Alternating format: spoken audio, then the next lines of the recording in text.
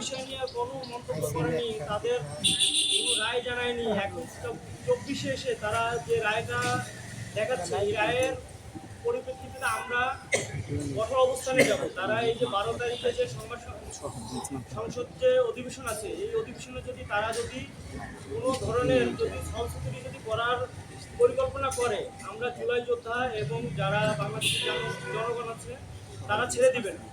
তো আমরা এই বিষয়ে বলতে চাই, কঠোরভাবে বলতে চাই যে যদি আমাদের এই জুলাই সনদ বাস্তবায়ন না করা হয়, তাহলে আমরা রাজপথে যেভাবে আগে রক্ত জড়িয়েছি, রক্ত দিয়েছি, সেভাবে আমরা রক্ত দিয়ে যাব।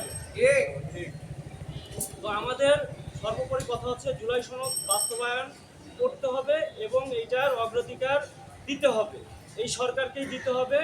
এবং এই সরকার কোনো তালবাহানা যেন না করে। আমরা অদূরেই দেখতে চাই 12 তারিখে যে সংবাদ সম্মেলনটা হবে সংসদ ভবনে, সেই সংসদ ভবনে প্রথম অধিবেশনে তারা যেন এক পর্যায়ে জুলাই সনদটাকে বাস্তবায়নের অঙ্গীকার নিয়ে যেন সামনের দিকে আগায়, আমরা এটা আশা ব্যক্ত করতেছি প্রধানমন্ত্রী তারেক রহমানের কাছে।